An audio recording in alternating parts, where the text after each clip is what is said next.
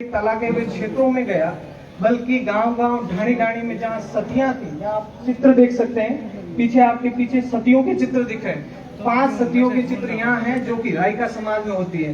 कहा जाता है कि समाजों में सतियां सिर्फ पति के पीछे होती है, लेकिन आपको बता दूं एक ऐसा समाज है हमारा जहाँ पर बेटे के पीछे और पुत्र के पीछे सती हुई यहाँ दिखाई देती है। ये हमारे लिए सम्मान की बात है कि हम लोग हमारे इतनी पुरानी सतियों को हम संजोए रखते हैं। आज भी जहाँ ये लगी हैं बड़ी अच्छी अवस्था में, दूसरों के मुकाबले दूसरी जो मैंने सतियां दूसरी जातियों की देखी वो भग्न अवस्था में, लेकिन अपनी सतियां जो है वो बहुत ही सुदृढ़ अवस्था। इसका मतलब कहीं न कहीं उसका रखरखाव हमारे समाज ने पहले किया, बस कुछ काल खंड के दौरान उसमें कुछ हुआ। इसके कारण राजस्थान की सबसे प्रमुख सती चोखा में गांगड़ों की है।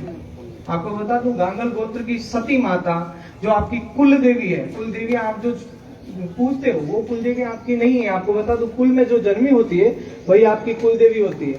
और आपकी जैसे गांगलों की है तो आपको बता दूं कि बीच में जो सबसे नीचे है ये है आपकी, जो अपने पुत्र के साथ में जो है सती हुई है।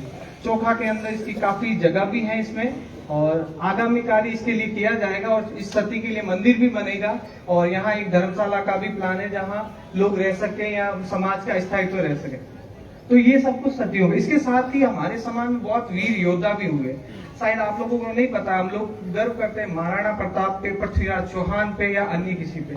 आपके खुद के समाज में जो है पृथ्वीराज चौहान भी हुए हैं और महाराणा प्रताप भी हुए हैं। राजा रबारी का नाम अपने आप में इतिहास में मशहूर है। आज भी अगर आप जाओ किले में तो वहां का बंदा एक बंदा बोल देगा कि राजा रबारी कौन था। जसवंत सिंह जी ने, जब जसवंत सिंह जी का शासन था यहाँ मारवाड़ में और दिल्ली में औरंगजेब का शासन था, उस समय राजा रबारी ने उनकी बहुत सहायता की और जसवंत सिंह जी स्वयं उसे अपना घनिष्ठ मानते थे और अपने जो क्षत्रिय वंश जो था उनसे कन्नी काट ली थी और सिर्फ उस रबारी को अपने पास रखते थे रात को, कि कहीं औरंगजेब मुझे मार न दे, इसलिए उसे साथ रखते थे, सिर्फ इस पे विश्वास। तो आप लोग उस समाज से आते हो जिसकी अपनी एक नींव मजबूत है, विश्वास है। आज ही नहीं, पहले से लेकर अब तक कहूंगा और आगे भी कहूंगा, यदि कोई किसी समाज पर विश्वास करता है तो वो सिर्फ और सिर्फ रबारी समाज पे करता है। कहीं भी चले जाइए, आज भी यहाँ शहरों में भी जो उच्च वर्ग है वो किसको प्रेफर करता है, वो सिर्फ रबारी समाज को, क्योंकि इसको उनको भी पता है कि ये रबारी समाज हमारी आन बान शान को बचाए रखेगा। तो हम उस कौम से आते हैं। तो ये सब कुछ हमारा था और हमारी हेडमल संघर्ष समिति ने मुझे बहुत प्रेरणा दी, जिसके तहत कोड़ूमंड में पैनोरमा में जो है इतिहास लगा। मैं धन्यवाद दूंगा सुखदेव जी जेतीवास को भी, जिन्होंने हमें आगे बढ़कर बहुत मोटिवेट किया, हमारा सहयोग किया।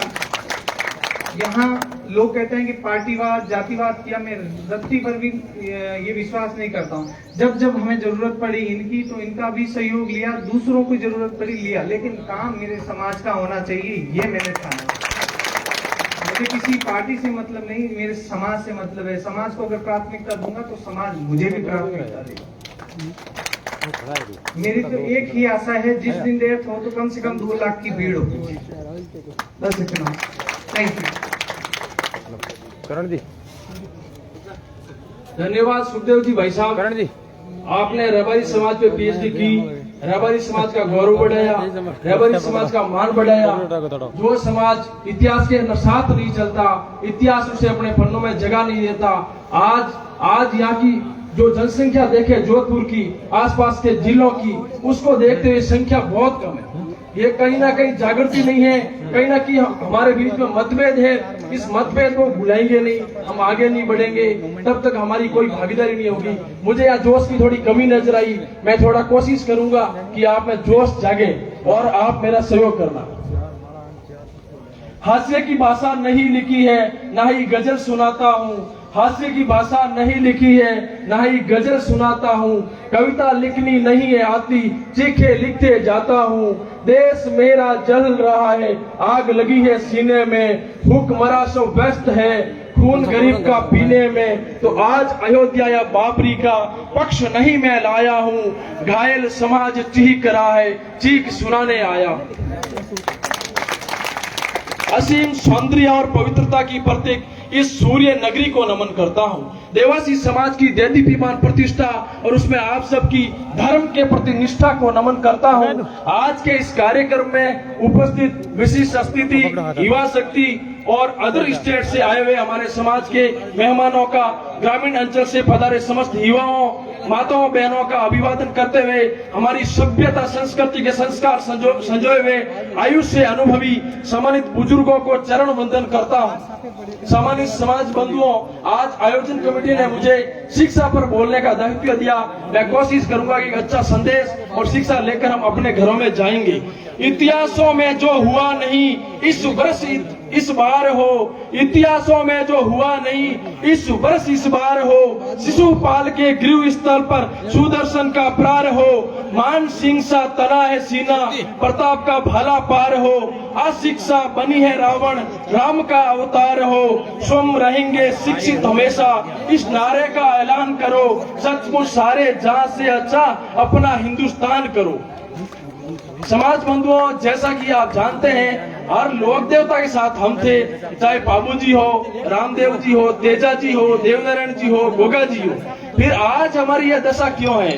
हमारी राजनीति में, प्रशासन में उचित भूमिका क्यों नहीं है?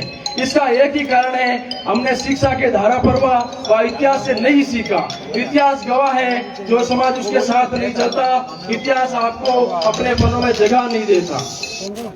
शिक्षा के बिना हम महत्वपूर्ण स्थानों पर काबिज नहीं हो सकते। इस दुनिया में स्वाभिमान से जीना सीखो, इस दुनिया में कुछ करके ही दिखाना है, ये महत्वाकांक्षा हमेशा आपके अंदर होनी चाहिए। याद रखना, जो लड़ते हैं वही बढ़ते हैं। किसी ने मुझसे पूछा कि आगे बढ़ने के लिए क्या करना चाहिए, तो मैंने एक ही जवाब दिया, टांग खींचना बंद करो, हाथ खींचना शुरू करो। समय हाथ खींचने का है। समाज की दिशा और